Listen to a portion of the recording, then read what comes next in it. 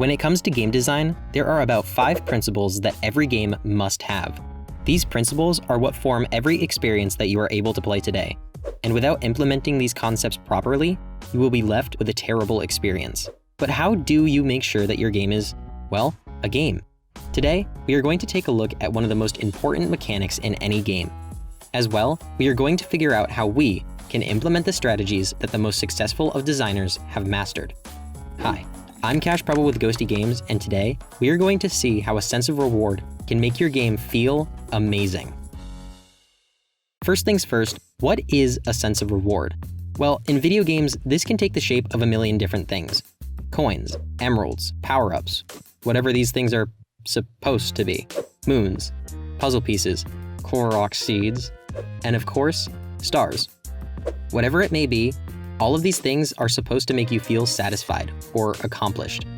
And this feeling is one of the most powerful that you can inflict on a player. Have you ever been playing a game and didn't know what your goal was until you saw that shiny piece of treasure? Well, that feeling is and should be completely intentional. A sense of reward is a tool that a game designer uses to push the player to do the right thing. Imagine if Mario Party had no stars, no coins, and the only time you were rewarded for your gameplay was the "You're a superstar" screen at the end of the game.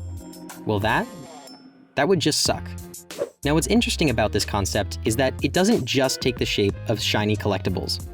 You can make a player feel a sense of reward by a sound effect, a cool animation, or even just a simple dialogue box. All of these aspects can combine to create a satisfying experience for the player. But why do we use this? I mean, having the player feel good about something is great, but why does this even have an effect on the gameplay? Well, the answer is simple. If you were rewarded for doing something, you have a reason to do it again. First impressions are incredibly important, especially in a medium like video games. If you were immediately killed for doing something in a game, you would assume that your actions were incorrect. And if that's not the goal of your game, then the entire experience crumbles from the beginning. Now, the aspect of being punished in a game is a whole different beast to deal with, so stay tuned for that video. But for now, let's take a look at some examples of why this is so important. Right here, I have a recreation of the game Flappy Bird, but with a few modifications to the gameplay. Let's just take a quick look at this gameplay. Notice anything strange? Well, for starters, I have removed the number that goes up every time you pass through the pipes. Watching the number go up can be a sense of reward, so it's gotta go. Secondly, I have gotten rid of that sound that plays every time you successfully get a point. This sound effect was way too happy and satisfying, so it's gotta go. As you can see, the game feels gone, like the soul was ripped right out of it. And from the lens of a player who has never seen Flappy Bird, the goal is unclear. Are you supposed to go through the pipes? Is there an end to the game? How many pipes do I need to pass through before something happens? And of course, the scariest question a game developer will ever hear. What's the point? And if your game has no point, well then the player not only has no reason to play your game, they have every reason not to.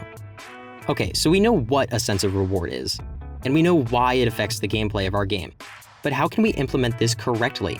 After all, if it was as simple as throwing a bunch of shiny objects into your game, Donkey Kong 64 would be a masterpiece, not a critical flop.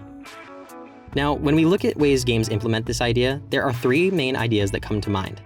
Number 1, the deliberate approach. This is referring to the player deliberately knowing or being told how they can be rewarded. An excellently done version of this approach can be seen in the cult classic Portal. The player is immediately told what the goal is, at times even being enticed by the promise of cake at the end of the experience. Now, these approaches refer to the player's experience, not the developer's implementation. What I mean is the players feel like they deliberately seeked out what the reward was, not that the developer deliberately told them. This is a subtle difference and is quite hard to pull off, but one way to look at it is GLaDOS doesn't immediately tell you about the cake in the first chamber. The player seeks out what the reward is, and GLaDOS reciprocates. Number 2, the accidental approach. The accidental approach is when a player is forced to, quote-unquote, accidentally be rewarded. Of course, this only feels like an accident to the player. The designer has carefully crafted a situation where this is unavoidable.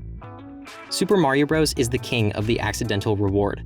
Right on level 1, you are forced to jump.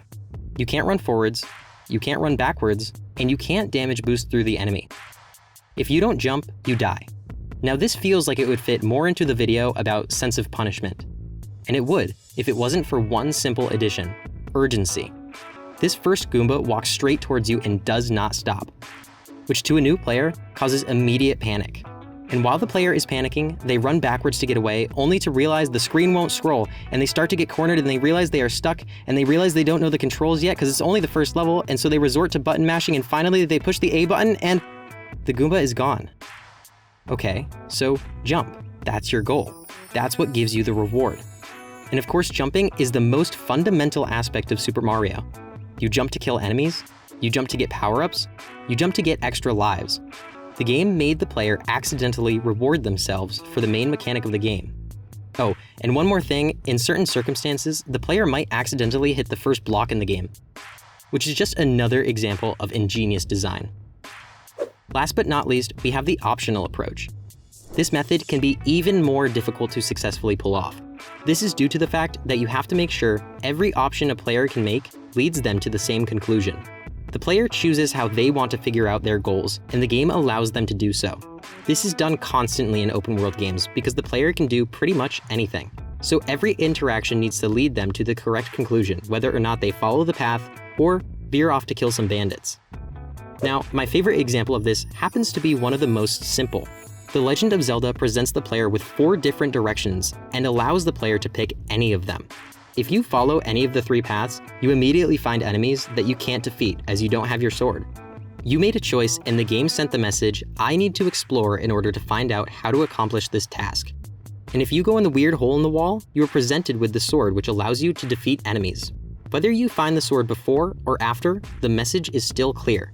You will be rewarded for exploring. Now, this game is absolutely insane with its game design, and if you would like to see more about it, then try this video where I break down the game and explain what it did right and what it did wrong. And if you're liking the video so far, how about showing me a sense of reward and liking the video? Anyways, in conclusion, games are able to create the sense of reward by tricking the players into coming to conclusions about the experience.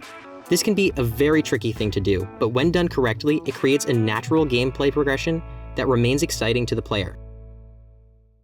Adding rewards is easy. Adding the sense of reward is incredibly difficult to pull off effectively.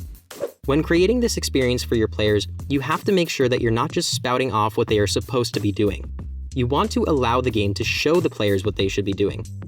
A lot of this is going to come down to your specific game, but one of the most universal ways to tackle this problem is through your playtesting.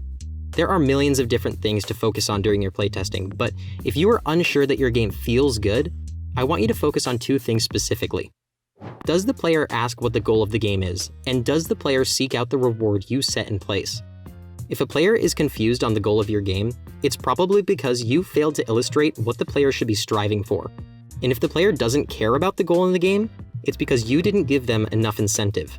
This can be a difficult pill to swallow, but if a player doesn't understand or enjoy your game, it's usually 100% on the developer's lack of skill, not the player's inability to get your vision.